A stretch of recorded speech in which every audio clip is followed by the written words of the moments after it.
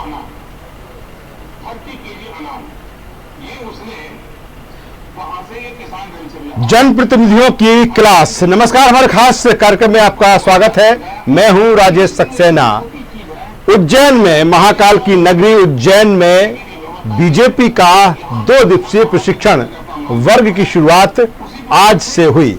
वो तमाम सारे नेता बीजेपी के संगठन के पदाधिकारी, केंद्रीय मंत्री, चाहे फग्गन सिंह कुलस्ते की बात करें, चाहे हम बात करें नरेंद्र सिंह तोमर की, तमाम सारे नेता, इसके अलावा मुख्यमंत्री शिवराज सिंह चौहान, बीजेपी के प्रदेश अध्यक्ष वीडी शर्मा और शिवराज कैबिनेट के कई मंत्री। 2 दिनों तक ये प्रशिक्षण वर्ग चलेगा और बीजेपी आगे की कार्य योजना तैयार करेगी। जिस तरह की आगे की जो चुनौतियां उसके सामने हैं, सबसे पहले कहीं ना कहीं नगरीय निकाय चुनाव फतह करना बीजेपी के सामने एक चुनौती, क्योंकि कांग्रेस भी पूरी तरीके से तैयारी में है। दमखम के साथ कहीं ना कहीं वो भी लगातार बैठकें कर रही है कांग्रेस। और सेम ऐसी ही जिस तरह से बीजेपी प्रशिक्षण वर्ग आयोजित किया है, ऐसे ही इसी महीने कांग्रेस भी प्रशिक्षण वर्ग आयोजित करेगा विधायकों का। लेकिन क्या कुछ मायने हैं इस 2 दिवसीय प्रशिक्षण वर्ग के, क्या कुछ चुनौतियां हैं बीजेपी के सामने, किस तरह से बीजेपी आगे के टास्क को लेकर आगे बढ़ेगी। सरकार तमाम तरह की जो योजनाएं चला रही है, जो जन कल्याणकारी योजनाएं चला रही है, और मुख्यमंत्री शिवराज सिंह चौहान लगातार जिस तरह से एक्शन में दिख रहे हैं, कहीं ना कहीं यह भी प्राथमिकता होगी कि सरकार जनता के लिए जो काम कर रही है वो हर बूथ स्तर तक पहुंचे, हर ब्लॉक स्तर तक पहुंचे। और मुझे लगता है, और यही कारण है कि जो लगातार हम बात कर रहे हैं कि बड़ा एक ट्रेनिंग प्रोग्राम बीजेपी का, जिसकी शुरुआत आज से हो चुकी है। हम इस पर चर्चा करेंगे, बातचीत करेंगे। हमारे साथ हमसे जुड़ रहे हैं डिजियाना मीडिया ग्रुप के सलाहकार संपादक रमेश शर्मा साहब। रमेश जी, मैं आपका स्वागत करता हूं। इसके अलावा 2 अन्य मेहमान हमारे साथ जुड़ेंगे, बीजेपी से धैर्यवर्धन शर्मा साहब और फिरोज सिद्दीकी साहब कांग्रेस से। हम दोनों से चर्चा करेंगे और रमेश शर्मा साहब से भी बातचीत करूंगा कि आखिर इस प्रशिक्षण वर्ग के जरिए बीजेपी किस तरह से आगे की चुनौतियों से निपटेगी, क्योंकि बदले हुए हालात हैं। कहीं ना कहीं जब से वो तमाम सारे लीडर कांग्रेस को बाय बाय कहकर बीजेपी में शामिल हुए, कई शिवराज कैबिनेट में मंत्री हैं, ज्योतिरादित्य सिंधिया जिस तरह से बीजेपी की तरफ से राज्यसभा सांसद बन चुके हैं, राज्यसभा पहुंच चुके हैं, और इनके साथ वो तमाम सारे कांग्रेसी जो कार्यकर्ता हैं वो भी कहीं ना कहीं बीजेपी में शामिल हुए हैं। उनको रीति नीति विचारधारा भी बीजेपी को समझाना है, बताना है, इसीलिए इस प्रशिक्षण वर्ग को काफी खास माना जा रहा है। मैं रमेश शर्मा साहब से सीधे सबसे पहले मुखातब हूंगा और उनसे कोशिश करूंगा जानने की कि आखिर इस प्रशिक्षण वर्ग को किस रूप में।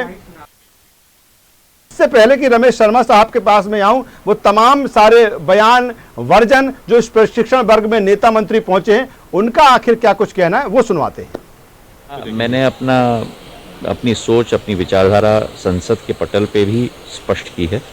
ये तीनों सुधार कृषि कानून किसानों के पक्ष में है।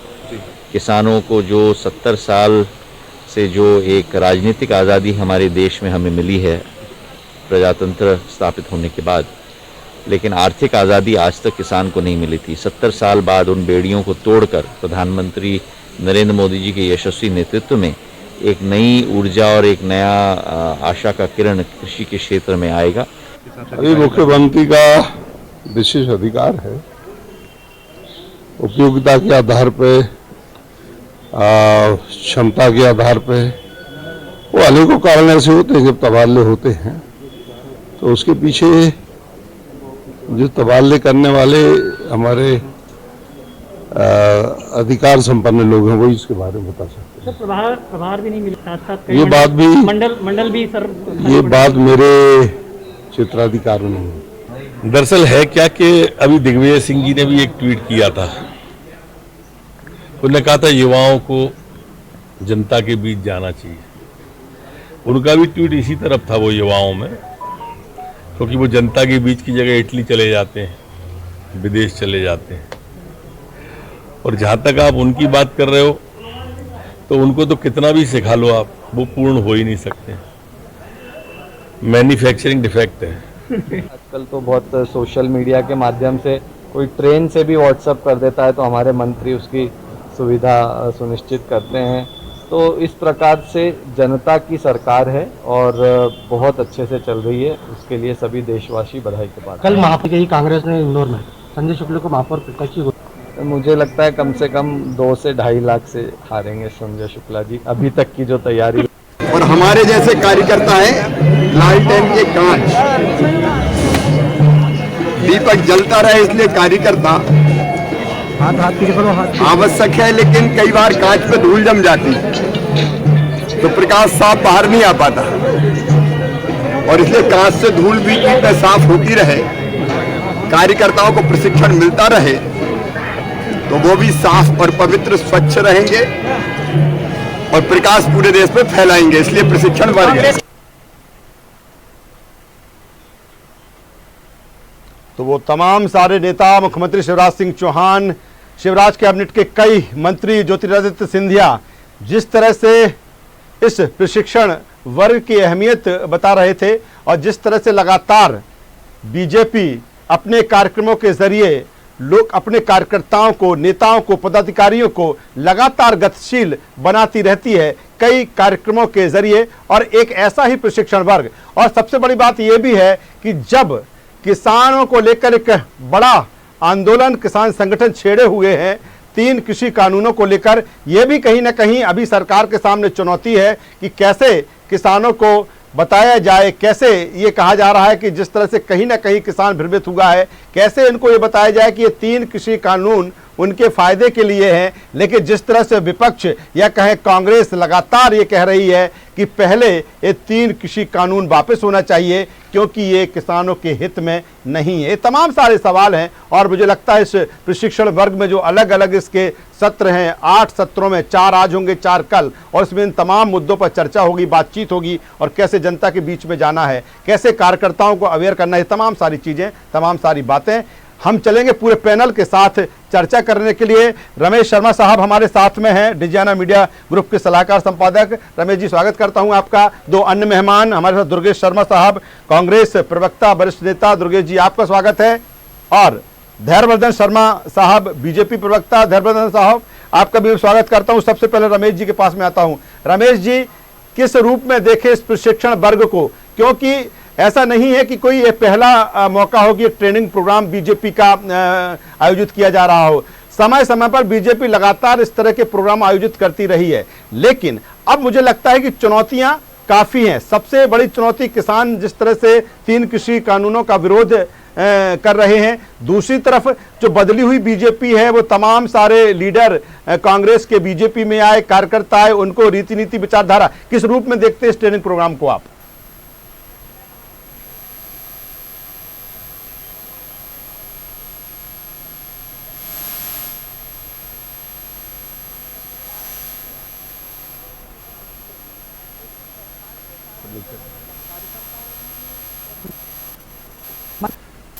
कहीं ना असंतोष कामों को लेकर के होता है। तो भाजपा की ये कोशिश है कि विधायक, सरकार और कार्यकर्ता के बीच में एक ऐसी नोडल एजेंसी के रूप में काम करे कि कार्यकर्ताओं के बीच में किसी भी तरह का कोई असंतोष ना हो और सरकार और मंत्रियों से एक प्रकार का वो संपर्क और समन्वय बनाए। एक उद्देश्य इसका है। इसका दूसरा उद्देश्य ये है कि कहीं ना कहीं कई बार ऐसा होता है कि विधायक मीडिया से क्या बात करते हैं, पब्लिक मीटिंग में क्या बात करते हैं, तो उनको मीटिंग में क्या बात करना, मीडिया को क्या बात करना और कौन से ऐसे विषय हैं जिसकी बातचीत केवल उनको अपने सीनियर से करना। दूसरा एक ये भी उनको है। तीसरा, अब आने वाले भविष्य में पार्टी के सामने, देश के सामने और राष्ट्र के सामने, संस्कृति के सामने क्या चुनौतियां हो सकती हैं, उन चुनौतियों में उनको किस प्रकार समाज को समरस और एकजुट रखना है, एक इसका उद्देश्य एक ये भी है।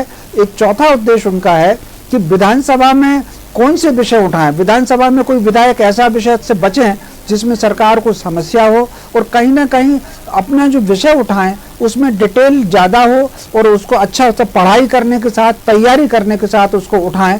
ये इस तरह के उनके विशेष खास तौर से इस तरीके से है। और कुछ जो वरिष्ठ नेता हैं वो अपने अनुभव भी इसमें आकर के सुनाएंगे। कुछ सीनियर विधायक हैं जो लंबे समय तक रहे हैं, वो अपने अनुभव सुनाएंगे। इस तरीके से वो अपने विधायकों को शिक्षित प्रशिक्षित करना चाह रहे हैं। बिल्कुल, शिक्षित, प्रशिक्षित, अवेयर और सरकार जो कुछ मध्य प्रदेश में जनता के लिए काम कर रही है, कहीं ना कहीं उसको भी निचले स्तर तक पहुंचाना, बूथ स्तर तक पहुंचाना। और बीजेपी कहती भी है कि जो उसकी शक्ति है बूथ लेवल का जो उसका कार्यकर्ता है, और उस कार्यकर्ता का किस तरह से उपयोग करना। चुनाव में तो उसका उपयोग होता ही है, लेकिन साथ में पार्टी की जो रीति नीति है, जो सरकार के कामकाज हैं, उनको बेहतर तरीके से कैसे पहुंचाया जा सकता है। मुझे लगता है इस प्रोग्राम में, इस ट्रेनिंग प्रोग्राम में वो बात आएगी। धैर्यवर्धन शर्मा साहब हमारे साथ में हैं, आपसे ही जान लेता हूं। धैर्यवर्धन शर्मा साहब, आज के इस प्रशिक्षण वर्ग में 2 दिवसीय प्रशिक्षण वर्ग है, आज से इसकी शुरुआत हुई है, 8 सत्र इसको लेकर हैं। क्या कुछ ऐसा पार्टी इस ट्रेनिंग प्रोग्राम के जरिए सीख देने वाली है, क्या कुछ पाठ पढ़ाने वाली है, मैं आपसे जानना चाहूंगा। इसलिए देश को आंदोलन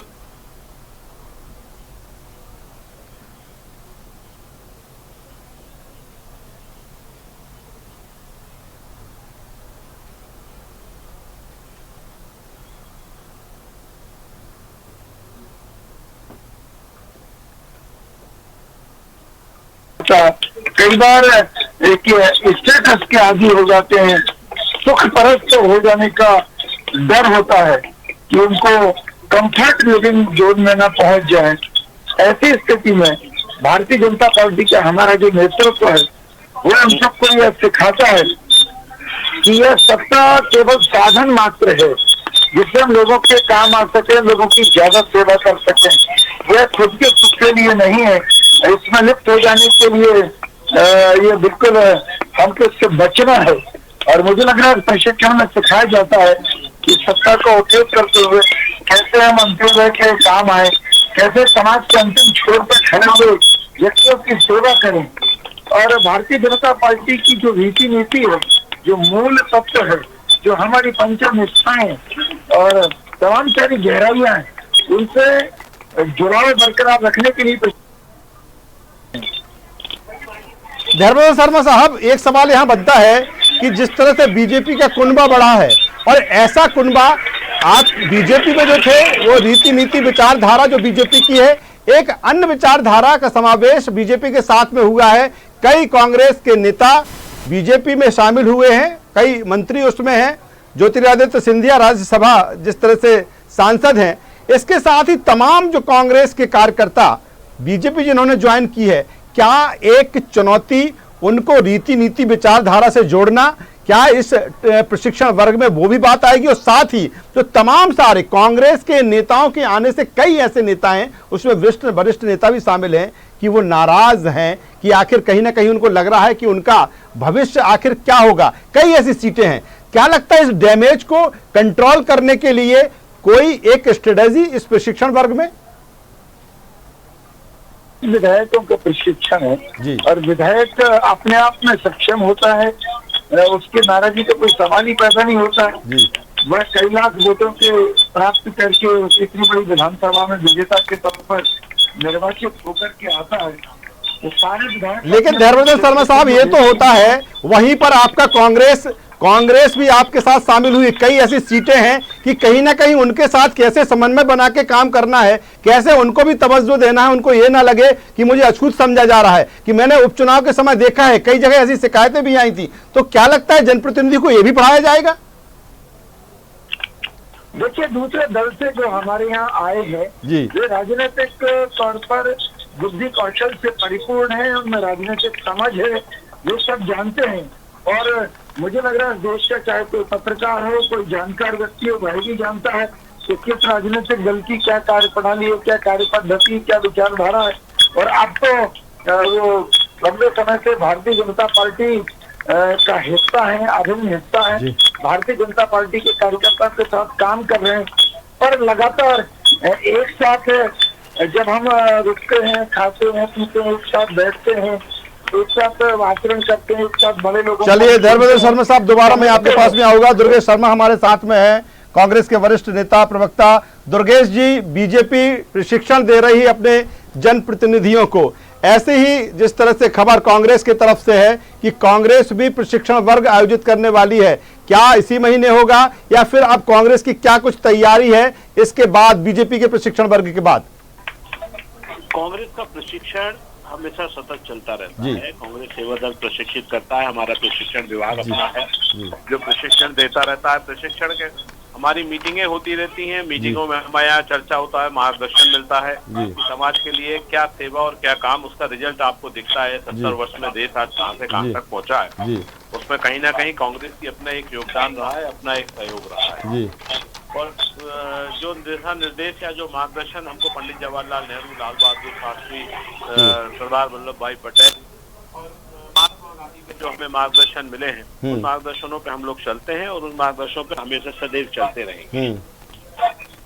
क्या क्या दुर्गेश जी, ये लगातार बात आती रहती है कि संगठनात्मक स्तर पर देखें तो जितना मजबूत बीजेपी का संगठन है उतना कांग्रेस का संगठन मजबूती के साथ काम नहीं कर पाता या उतना संगठन मजबूत नहीं है।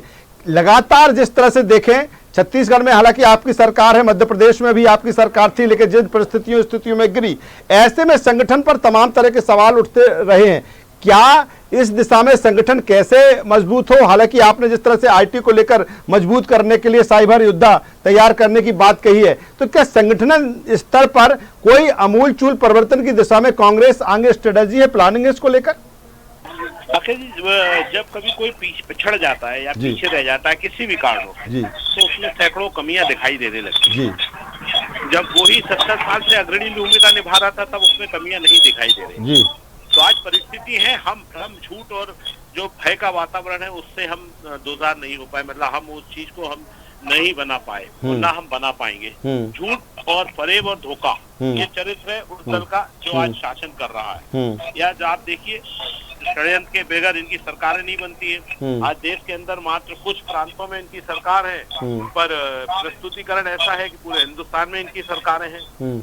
कई जगह ये सरकारों में नाम मात्र को उपस्थित है, एक आध विधायक के संग सरकार के साथ है, पर फिर भी ये कहते हैं कि वो हमारी सरकार है पूरी तरह से। तो ये एक भाजपा का चरित्र है, वो अपने चरित्र का प्रस्तुतिकरण देती है और कांग्रेस अपने वजूद, अपनी ताकत के संग में हिंदुस्तान में खड़ी है। और आने वाला समय आपको देखने को मिलेगा, क्योंकि जनता ज्यादा दिन तक झूठ फरेब के साथ नहीं रह सकती। चलिए दुर्गेश जी, बहुत शुक्रिया आपको इस तमाम जानकारी के लिए। रमेश शर्मा साहब के पास दोबारा मैं आता हूं। रमेश जी, जिस तरह से ये बात किसी से छुपी नहीं है कि बीजेपी लगातार जो कहती है कि जो उसका संगठन है उसका मजबूत है और लगातार समय समय पर जो कार्यक्रम उसके द्वारा आयोजित होते हैं, लोगों को जोड़ा जाता है, उस दृष्टि से देखा। हालांकि दुर्गेश शर्मा साहब जिस तरह से कह रहे थे संगठन को लेकर, क्या अगर कंपैरिजन किया जाए बीजेपी और कांग्रेस के संगठन में, क्या लगता है पलड़ा बहुत भारी है बीजेपी का? तकनीक संगठन की दृष्टि से तो भाजपा का पलड़ा भारी है। उसका एक कारण है कि भाजपा कैडर बेस्ड पार्टी है, कांग्रेस मास बेस्ड पार्टी है। जो भी पार्टियां या संगठन कैडर पर काम करते हैं तो उनमें संगठन में मजबूती ज्यादा होती है और उनमें अनुशासन बहुत ज्यादा होता है। और उसका उदाहरण आप देख लीजिए, दल बदल हर पार्टी में होता है, लेकिन भाजपा में तुलनात्मक दृष्टि से कम दल बदल होता है क्योंकि कैडर है। इसी तरीके से नाराजी हर पार्टी में होती है, लेकिन भाजपा का नेता बहुत कम नाराजी व्यक्त करता है। एक आध कोई कभी कभी कर देता है, कोई मुखर होता है, बाकी वो नाराजी व्यक्त नहीं करते। और उसका कारण है कि उनके कैडर के कारण समय समय पर, ये तो चूंकि विधायकों का प्रशिक्षण था और इसमें ये जो अभी नई कार्यकारिणी के सदस्य आए हैं वो भी इसमें शामिल हैं, जिसमें सांसद भी शामिल है, राज्यसभा लोकसभा दोनों के सांसद इसमें शामिल हैं। तो कुल मिलाकर के, लेकिन इसके अलावा भी कार्यकर्ताओं के स्तर पर भी उनके ऐसे शिविर चलते रहते हैं। तो इसीलिए उनके यहाँ संगठन की दृष्टि से कांग्रेस से थोड़ा सा एक कदम आगे तो है वो। चलिए, एक कदम आगे है। और धर्मेंद्र शर्मा साहब, मैं आपके पास मैं आता हूं। जिस तरह से अभी दुर्गेश जी कह रहे थे, हालांकि सबसे पहले मैं स्वागत कर दूं, फिरोज सिद्दीकी साहब हमारे साथ में जुड़ गए हैं, कांग्रेस प्रवक्ता, और उनका स्वागत करता हूं। फिरोज जी, मैं आता हूं धर्मेंद्र शर्मा साहब के पास, सबसे पहले अब आऊँगा। धर्मेंद्र शर्मा साहब, क्या कहेंगे? दुर्गेश जी जिस तरह से कह रहे थे, सवाल तमाम तरह के कांग्रेस के रहे हैं, बीजेपी पर या किसानों की बात हो या अन्य तरह की बात हो, पहले क्या जवाब देंगे, फिर मेरा अगला सवाल आपसे। हमारी कांग्रेस से कोई तुलना नहीं है, सबके राजनीतिक दलों की अपनी अपनी कार्य पद्धति होती है। भारतीय जनता पार्टी विशेषता आधारित दल है। हमारे यहाँ प्रशिक्षण की एक निरंतर व्यवस्था है। सारे लोग जानते हैं कि भारतीय जनता पार्टी में हर स्तर के कार्यकर्ताओं का एक छमाही एक सालाना प्रशिक्षण होता ही है, जिसके कारण से व्यक्तित्व में पर्सनैलिटी में इम्प्रूवमेंट आता है, वैचारिक दृढ़ता बढ़ती है। हम जिस विचार के लिए काम कर रहे हैं उस विचार के प्रति समर्पण का भाव बढ़ता है।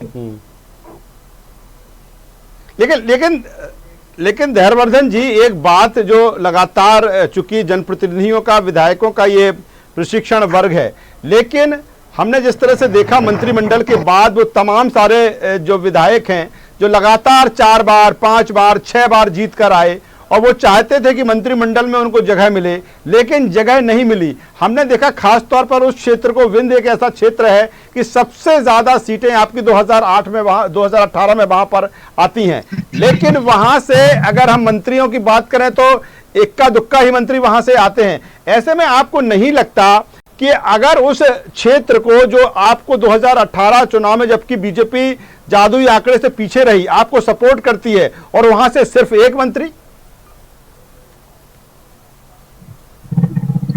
सरकार के मुखिया शिवराज सिंह जी का विशेषाधिकार है जी मंत्रिमंडल में किसको स्थान देना, किसको नहीं देना है, इस पर तो उन्हीं के निर्णय सर्वोच्च प्राथमिकता वाले होते हैं।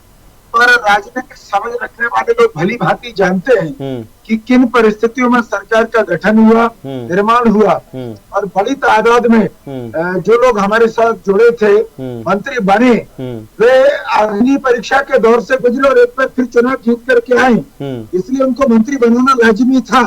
और चलिए धैर्यवर्धन जी, फिरोज सिद्दीकी साहब के पास में आता हूँ।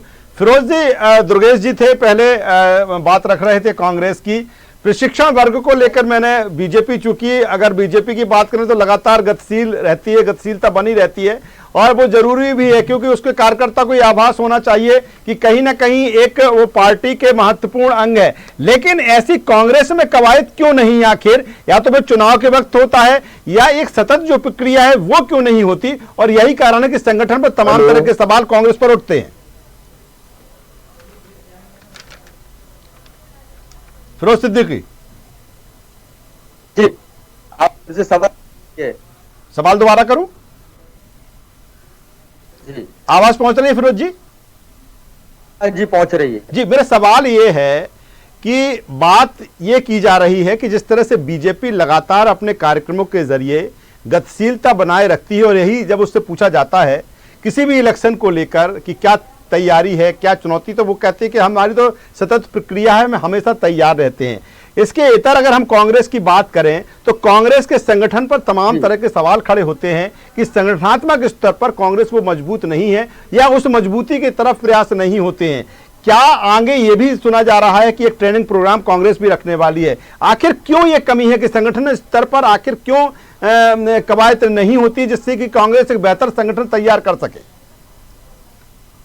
देखिए, संगठन का जहां तक सवाल है, कांग्रेस का संगठन एक मास बेस्ड पार्टी है और कांग्रेस अपनी तरीके से अपना काम करती है। आज से तो 54-55 साल कांग्रेस ने राज किया है।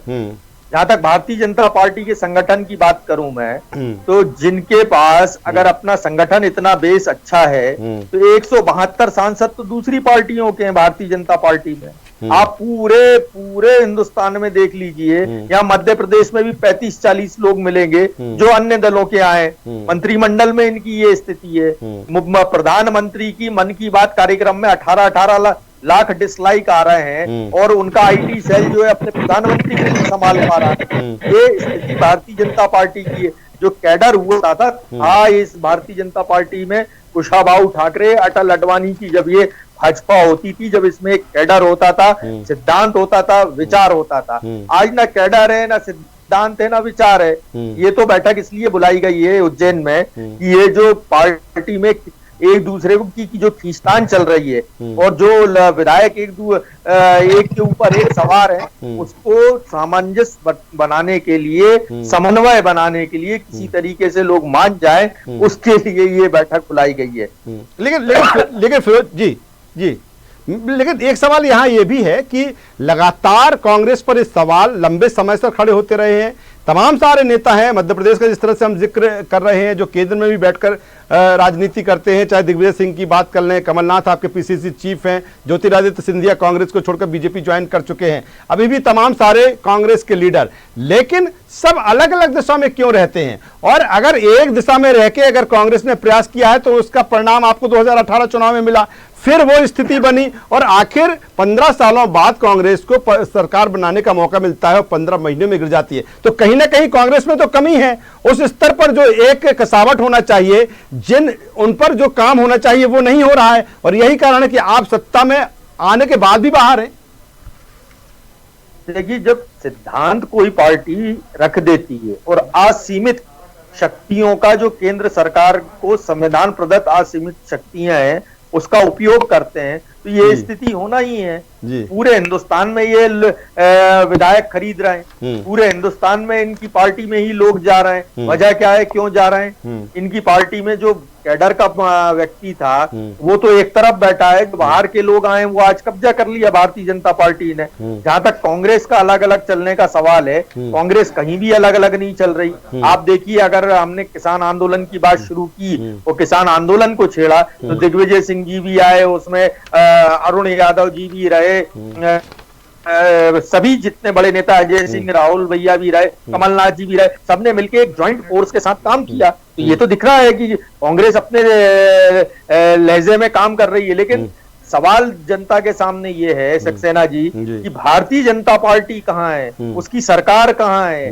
जो लोगों के दुख दर्द है, परेशानी है, उनमें भारतीय जनता पार्टी कहाँ है? 100 के पार पेट्रोल है, कोरोना के बाद बेरोजगारी का आलम है, छोटा व्यापारी ध्वस्त है, किसान परेशान है, सरकार कहाँ है? वो दिक्कत है। आप देखिए, रोज पेपर खोलिए और आप पढ़िए कि अब सरकारी कर्मचारियों पर हमले हो रहे हैं, मंत्री के घर पे फायरिंग हो रही है। तो अगर ये और लेकिन फिरोज जी, तमाम सारी चीजें हैं, कांग्रेस को समझ में आ रही है, कांग्रेस को समझ में आ रही है कि तमाम सारे मुद्दे कांग्रेस के पास में हैं, लेकिन जिस मजबूती के साथ आपको उठाना चाहिए, जिस तरह से, चूंकि आप विपक्ष में हैं, जिस तरह से आपको सड़क पर उतरना चाहिए आप नहीं उतरते, सिर्फ पीसीसी में बैठकर प्रेस कॉन्फ्रेंस होती है। अगर ये चीजें आप जनता के बीच में जाएंगे तो मुझे लगता है कि एक बेहतर प्रभाव कांग्रेस का जनता के बीच में होगा। सक्सेना जी, 15 महीने भारतीय जनता पार्टी भी थी, ये एक जगह धरना नहीं दे पाए, ज्ञापन नहीं दे पाए। एक बार निकले थे जो संभागीय स्तर पे 10,000 2,000 लोगों को लेके निकले थे और इन्होंने ज्ञापन दिया था। लेकिन कांग्रेस को आप देखिए कि लॉकडाउन खुलने के बाद से निरंतर कांग्रेस अपने अपने क्षेत्रों में सब लोग हर जगह संगठन काम कर चुका है। पीसी शर्मा जी के ऊपर एफआईआर दर्ज हो चुकी है, दिग्विजय सिंह जी के ऊपर एफआईआर दर्ज हो चुकी, कितने नेताओं के ऊपर एफआईआर रोजाना दर्ज कर रही है सरकार। ये इसका मतलब, लेकिन यही आरोप तो आप पर लगते थे जब आपकी सरकार थी, यही आरोप तो आप पर लगते थे। आज भी डॉक्टर नरोत्तम मिश्रा कहते हैं कि किस तरह से उनको टारगेट किया गया, ऐसे तमाम लोग कहते हैं, संजय पाठक कहते हैं इस बात को लेकर। देखिए, हमने नरोत्तम मिश्रा जी को बिल्कुल टारगेट नहीं किया। नरोत्तम मिश्रा जी के खिलाफ जांच के आदेश उन्हीं की सरकार, शिवराज सिंह जी की सरकार देके गई थी, और अभी भी आयकर के छापे पड़े हैं तो वो उसी तारतम्य में पड़े हैं। हमारी सरकार के समय में तो वो जांच आगे बढ़ी थी, और क्योंकि नरोत्तम मिश्रा जी मंत्री नहीं थे इसलिए उनका प्रभाव काम नहीं आया। फिरोज जी, मैं दोबारा आऊंगा, इससे आगे की बात करूंगा कांग्रेस के लिहाज से कि आखिर कांग्रेस भी कहीं ना कहीं किस तरह से अपने आप को स्टैंड करने का प्रोग्राम तैयार कर रही है। रमेश शर्मा साहब के पास में आता हूं। रमेश जी, जिस तरह से हम उज्जैन की बात कर रहे हैं, महाकाल की नगरी, और जो 2 दिन का ये कार्यक्रम है, 8 सत्र में, आज 4 सत्र हैं और कल 4 सत्र हैं, क्या टॉप कौन सी ऐसे बिंदु होंगे इस लिहाज से देखा जाए, चूंकि जनप्रतिनिधियों की एक क्लास है, विधायकों की एक क्लास है, और कहीं ना कहीं पार्टी और सरकार चाहेगी कि जो उसकी टॉप प्राथमिकताएं हैं उसको जनप्रतिनिधियों के जरिए लोगों तक पहुंचाया जाए। क्या लगता है, एक तो किसान आंदोलन बड़ा आंदोलन, इसके अलावा जो सरकार या मुख्यमंत्री शिवराज सिंह चौहान लगातार एक्शन में नजर आ रहे हैं, तो मुझे लगता है कि इसी तरह का एक्शन विधायक जनप्रतिनिधि भी रखे। मोटे तौर पर जैसा कि मैंने पहले भी कहा है कि इसमें जिन चीज़ों का दिया जा रहा है, इसमें जो चीज़ें हैं उसके साथ साथ ये भी कि सरकार की नीतियों का समाज में किस प्रकार प्रचार हो सकता है, कार्यकर्ताओं को सरकार की नीतियां और उनके परिणाम को कैसे समझाया जा सकता है ताकि वो जनता के बीच में जाएं। जब तक अगर सरकार के प्रति सकारात्मक भाव नहीं होगा, लोग पार्टी से नहीं जुड़ेंगे। तो इस प्रशिक्षण में ये एक बिंदु रहेगा। दूसरा बिंदु ये भी इसमें होगा कि कौन से ऐसे बिंदु हैं जिसमें पार्टी पर हमला होता है, देश पर हमला होता है, या देश की नीतियों के प्रति गुमराह किया जाता है, उसको हम किस तरीके से उसका फेस कर सकते हैं। तो ये भी एक इसमें होगा। खास तौर से जैसे कश्मीर की धारा 370 के बाद या किसान जो 3 बिल आए हैं इनको लेकर के, या जिस तरीके से चीन की दबाव को लेकर के, या और भी जो सर्जिकल स्ट्राइक को लेकर के देश में एक वातावरण बना और उसमें सरकार ने खुद को कैसे निकाला, वो सब इसमें बताना। सरकार की उपलब्धियां, केंद्र की उपलब्धियां भी और राज्य सरकार की उपलब्धियां भी, ये भी विधायकों को बताने का हिस्सा है। और इसके साथ साथ उनका एक और जो अभियान है जो राजनीति से अलग है, उसमें भी विधायक जुड़े। वो जो सामाजिक समरसता का अभियान है, मैं समझता हूँ इस अभियान को संघ ने चलाया हुआ है, तो उसमें विधायक जुड़े। जिस तरीके से मान लीजिए वंचित वर्ग के घरों पर जाकर के मुख्यमंत्री भोजन करते हैं, विधायक इस बात को और बढ़ाएं, मैं समझता हूँ ये भी इसमें दिया जा सकता है। राजेश जी बिल्कुल। और रमेश जी, एक बार 2018 की बात करें, उस समय कई बार ये बात में आई थी कि कहीं ना कहीं एक टिफिन पार्टी का एक कॉन्सेप्ट बीजेपी लाई थी उस समय की। जो बात आप कर रहे हैं कि जनप्रतिनिधि जाएं, उन्हीं के साथ में वो खाना खाएं, उनकी समस्याएं सुने, और सरकार जो कुछ काम कर रही है वो जाकर बताएं, वो कुछ ऐसा हुआ नहीं। और दूसरी तरफ सबसे बड़ा सवाल इस बात को लेकर है कि सरकार तमाम सारी योजनाएं बना रही है और जिनकी जिम्मेदारी इंप्लीमेंटेशन की है, यानी कि जो अफसर हैं, जो नौकरशाह हैं, उसको लेकर मुख्यमंत्री कसावट कर रहे हैं। लेकिन तीसरी चीज ये भी आती है कि कहीं ना कहीं उसका मॉनिटरिंग भी होना चाहिए। तो सबसे बड़ा अगर माध्यम मॉनिटरिंग का है तो ये जनप्रतिनिधि हैं। तो मुझे लगता है कि शायद इस दिशा में भी सरकार या पार्टी उनको बात कहे कि आप इस तरह से अभी तैयार रहिए। ये बिल्कुल आपने ठीक कहा। विधायकों को ये टास्क तो दिया ही जाएगा कि सरकार की नीतियां हैं तो सरकार की नीतियों को प्रशासन किस प्रकार उसको क्रियान्वित करता है, कौन सी ऐसी बातें हैं जो सरकार की नीतियों को लंबित करते हैं, कितने ऐसे पब्लिक की जो डिमांड है या उनकी समस्याओं को लेकर के प्रशासन तंत्र की टेबल पर, कलेक्टर की टेबल पर, तहसीलदार की टेबल पर या पटवारी के पास वो आकर के लंबित होती हैं। इन सब पर भी विधायक निगरानी करे। इसके अलावा एक बात और हो सकती है जो पिछले दिनों कही गई थी, भाजपा में ये बात चली थी कि भाजपा के विधायक और मंत्री ये बात सुनिश्चित करें कि तहसील की समस्या तहसील के स्तर पर निपटे, वो जिले में ना आए, और जिले की समस्या जिले के स्तर पर निपटे, वो संभाग में ना आए, और संभाग की समस्या संभाग के स्तर पर निकले, वो मुख्यमंत्री तक ना पहुंचे। ये जो कहीं ना कहीं स्थानीय स्तर पर समस्याओं का निराकरण हो, मैं समझता हूँ इस बात की भी विधायकों को प्रशिक्षण दिया जा सकता है। चलिए धर्मेंद्र शर्मा साहब क्या कहेंगे? इसी लाइन को मैं आगे बढ़ाऊंगा। काफी अहम बात रमेश शर्मा साहब कह रहे हैं और ये बात सामने भी आई थी कि एक ज़िले का जो काम है उसके लिए उसको भोपाल तक भागना पड़ता है, और मुझे लगता है कि इसी तरह की बात कांग्रेस में भी आई थी लेकिन उसका इम्प्लीमेंटेशन नहीं हो सका। क्या ये बिल्कुल रिक्वायरमेंट है कि जो जहां की समस्या जिला स्तर की है कलेक्टर उसको निपटा सकता है, एसपी उसको निपटा सकता है तो वहां निपटा ली जाए, संभाग स्तर पर जो कमिश्नर निपटा सकता है, अन्य अमला वो निपटा सकता है? ये एक बेहतर कॉन्सेप्ट, तो क्या इस कॉन्सेप्ट को लेकर बात इस प्रशिक्षण वर्ग में क्या कुछ इसको लेकर आपके पास अपडेट?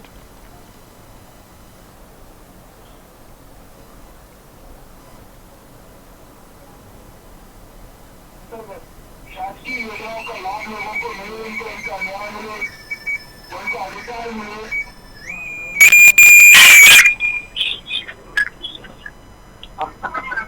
मेरी आवाज आ रही है?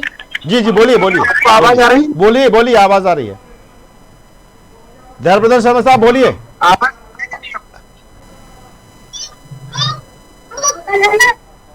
चलिए फिरोज जी के पास में मैं जी आवाज पहुंच रही है धर्मेंद्र शर्मा साहब?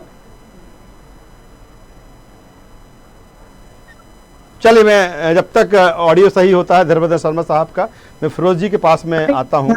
फिरोज जी जी जी फिरोज जी मैं आज दोबारा आता हूं, मैं फिरोज जी के पास में आ जाता हूं तब तक।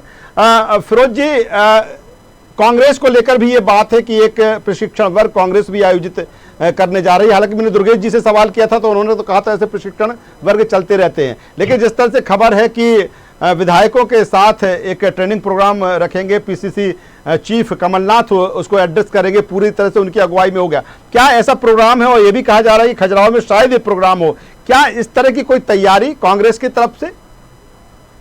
देखिए, अभी ये बहुत प्राइमरी स्टेज में है कि कब रखना है कार्यक्रम और कैसे रखना है, क्योंकि अभी इसकी संभावना मुझे थोड़ा कम लगती है, क्योंकि 22 तारीख से हमारा सत्र चालू हो रहा है और 21 तारीख को जो है विधायक दल की बैठक आहूत की जानी है। तो ये 8-10 दिन का ही अब मात्र समय है, इसलिए मुझे अब इसकी उम्मीद कम लगती है। लेकिन जहां तक प्रशिक्षण का सवाल है, तो जब भी कांग्रेस की एक अपनी परंपरा रही है कि कभी भी सत्र चालू होता है तो सत्र में एक विधायक दल की बैठक बुलाई जाती है। बैठक में जो भी होता है सारा प्रशिक्षण हमारे सभी बड़े नेता, विधायक सब आपस में तय करके एक रणनीति को बनाते हैं। अभी भी हम यही करेंगे कि रणनीति को बनाएंगे, सरकार को कैसे घेरा जाए इस मामले में भी रहेंगे।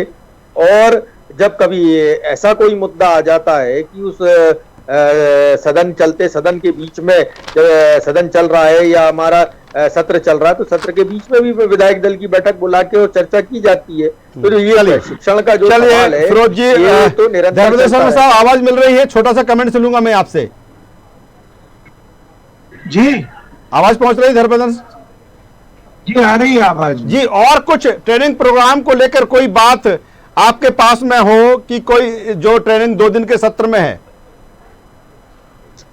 देखिए, मैंने बताया कि विधायक बनना बड़े सौभाग्य की बात होती है, और जब हम सरकार में हैं तो सत्ता हमारे लिए साधन है लोगों की सेवा के काम आने के लिए। एक एक क्षण और ज्यादा कैसे उपयोगी हो, एक एक मिनट हमारा लोगों के ज्यादा काम कैसे आ जाए, वैसे व्यक्तित्व का निर्माण हो, वैसे नीति में परिवर्तन हो, वैसे कार्य प्रणाली में सुधार हो।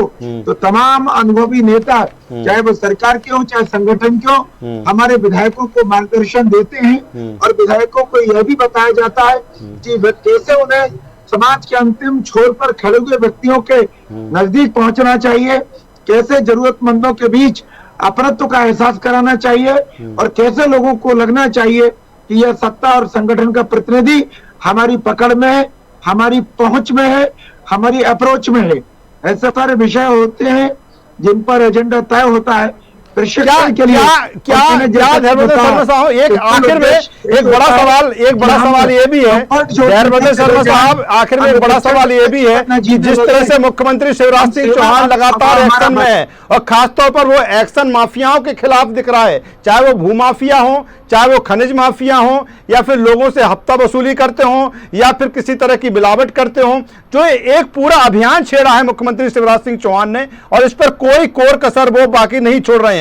क्योंकि 3 बैठकें हुई, कलेक्टर, कमिश्नर, आईजी के साथ में, एसपी के साथ में उनकी, और उसके तत्काल बाद अगर लापरवाही मिली तो तत्काल एक्शन लिया। कलेक्टर को कहीं हटाया गया, कहीं एसपी को हटाया गया, कहीं कमिश्नर को हटाया गया।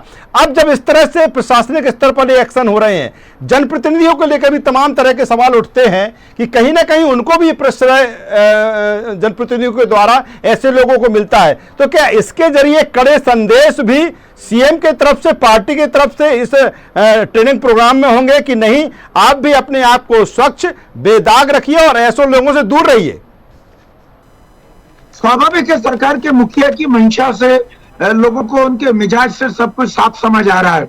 मुख्यमंत्री जी जिस प्रकार से कार्रवाई को अंजाम दे रहे हैं, जिस प्रकार से प्रशासन को माफियाओं को समूल नष्ट करने के लिए इस विषय को प्राथमिकता में लिया है, तो स्वाभाविक तौर पर संदेश होगा कि राजनीतिक लोग, विधायक या अन्य लोग भी इन सब के प्रति बहुत मोह न पालें और इन लोगों से दूरी बना करके रखें। चलिए मैं रमेश शर्मा साहब से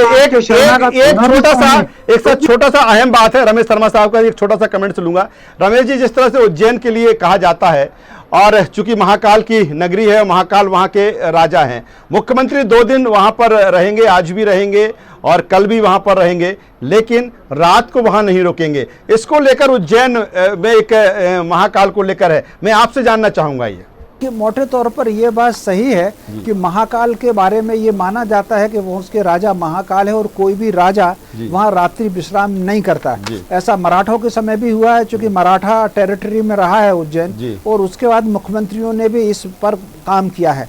अब इसका सत्य क्या है ये तो भगवान जी बता सकते हैं, लेकिन शिवराज जी भी फिर रात्रि विश्राम उज्जैन में उन्होंने कभी नहीं की। उज्जैन से इधर उधर जाकर के रात्रि विश्राम करते हैं। तो मुझे लग रहा है कि रात्रि विश्राम के लिए वो उज्जैन के आसपास दाएं बाएं इतने सर्किट हाउस हैं, इंदौर है या हवाई जहाज है, भोपाल भी आ सकते हैं। तो कुल मिलाकर के अब ये देखने वाली बात है कि शिवराज जी वहां कर चुके, अभी तक तो उन्होंने किया नहीं महारात्रि विश्राम।